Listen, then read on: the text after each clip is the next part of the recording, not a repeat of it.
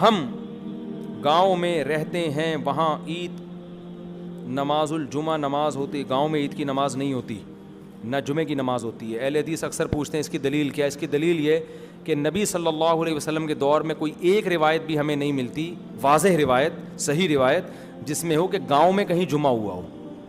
جتنے بھی گاؤں کے لوگ ہیں نا، ینتابونا حدیث میں آتا ہے، وہ باریاں لگا کے مدینہ آیا کرتے تھے جمعے کی نماز پڑھنے کے لیے، تو کہیں بھی نہیں ملتا ہمیں۔ تو جمعے کی نماز کے لیے چاروں ائمہ کے نزدیک کچھ نہ کچھ شرطیں ہیں، کسی کے ہاں تعداد شرط ہے کہ اتنے لوگ ہوں، کسی کے ہاں اور شرطیں ہیں۔ تو ایسے کہ بالکل ہی جہاں چاہو جب چاہو جمعہ پڑھ لو، یہ نہیں ہوتا، سمجھتے ہو؟ تو اس لیے اصول یہی ہے کہ گاؤں جو واقعی گاؤں بستی ہو، ہاں کوئی قصبہ کبیرہ ہے، بہت بڑی بستی ہے تو شہر جیسی ہے، اس میں بھی جمعہ جائز ہے۔ لیکن جو بالکل ایسے پسماندہ علاقوں میں جب آپ جاتے ہو نا، سفر پہ جا رہے ہو، کہیں جنگل میں ٹھہرے ہو، وہاں جمعے کی نماز نہیں پڑھ سکتے آپ۔ اس میں حکمت کیا ہے؟ حکمتیں تو اللہ ہی جانے، لیکن بڑی حکمت یہ ہے کہ اسلام نے جمعے کو ایک پروٹوکول دیا ہے، ایک عزت دی ہے جمعے اور عیدین کی نماز کو۔ شاعر اسلام میں سے ہے تو یہ بڑی جگہوں پہ اور شہروں میں ہونی چاہیے۔ شاعر اسلام شہروں میں قائم کیے جاتے ہیں، چھوٹے چھوٹے قصبوں میں اور جنگلوں میں قائم نہیں کیے جاتے۔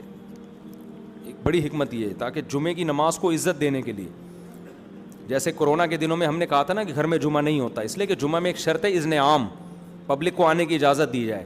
تو گھر میں آپ دروازہ بند کر رہے ہو تو اذن عام تو نہیں ہے نا۔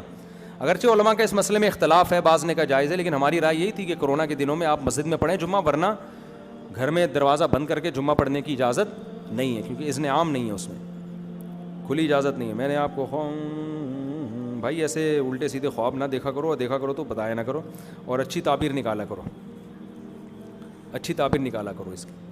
وہ اچھی تعبیر کسی وقت میں تو خواب تو مجھے کچھ نہ اچھے سناؤ نہ برے سناؤ، اچھے بہت سارے لوگوں کو عجیب عجیب خواب آتے ہیں ہمارے بارے میں، پتہ نہیں، اچھے خوابوں سے سن کے آدمی خامخواہ میں چوڑے میں آ جاتا ہے، اپنے عمل سے غافل ہو جاتا ہے، برے خواب دیکھ کے مایوس ہونا شروع ہو جاتا ہے۔ تو کیا کرنا ہے بھائی؟